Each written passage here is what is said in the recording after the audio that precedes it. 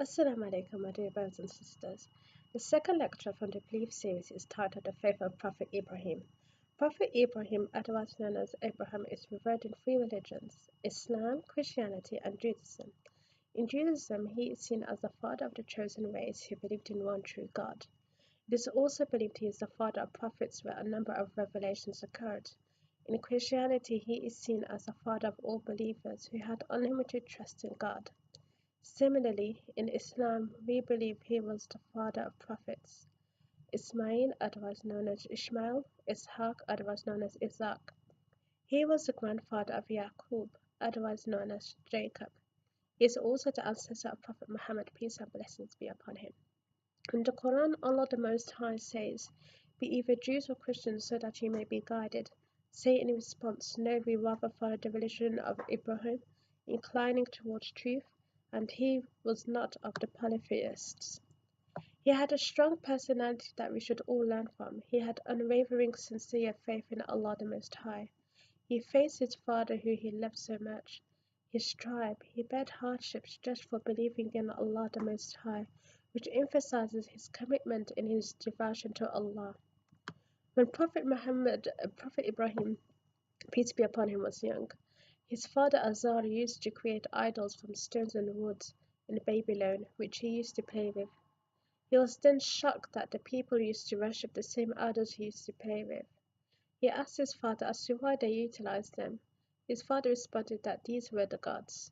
He did not fear that these were gods and initiated a journey to search for a god. He saw the stars, the moon, the sun, but did not feel any spiritual connection, as all of them faded after a time frame. He then realized that Allah the Most High is the ultimate creator of the heavens and the earth, and everything that is in it. Allah called unto him and said, "O Abraham." Prophet Ibrahim responded to him and said, "Here I am, O my Lord." Allah the Most High said, "Submit to me, be a Muslim." This is such an emotional point. Allah the Most High, who created me and you, the world and everything that you see, He taught man the skills and knowledge to live their lives. As asking a man to become a Muslim. So we communicate with Allah by reading Quran, praying and supplicating.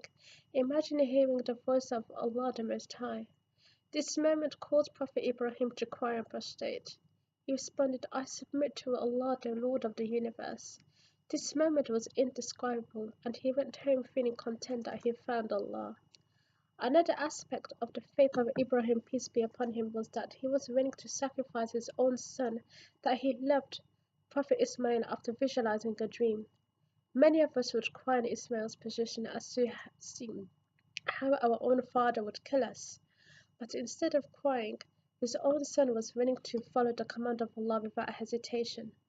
At the last moment, when Ibrahim put a knife on his son's neck, Allah the Most High, this sent down a ram, as Prophet Ibrahim, peace be upon him,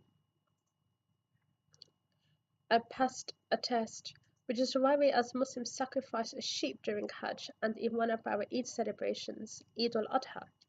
My dear brothers and sisters, the reason why I narrated this story is because during this Ramadan, many of us are blessed to spend the iftar with their families, whether Muslims or their families have respected their son or daughter's decision. On the other hand, there are people whose families have abandoned them with simply believing in Allah and spending time on their own. When you see any Muslims, I want you to greet and hug them tightly, as me and you are unaware of the hardship they had endured in order to have faith in Allah.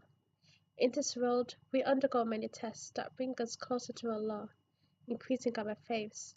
There are people out there who have no food, no water, no shelter, want to be a parent, and are being patient enough to face the slander of society, but their faith was not reduced. There are people out there who have financial problems, but this does not stop them from helping others. There are people out there who have marital problems, problems with their children, but this did not stop them from making a difference. There are people out there that get bullied and they do everything they can to make their life on track, but they still endure it patiently. Allah tests those He loves. The more Allah the Most High tests you, the more we should increase in His remembrance. I hope you benefit from this lecture. Inshallah, the next lecture will be about inspiring individuals from world history. Assalamu alaikum.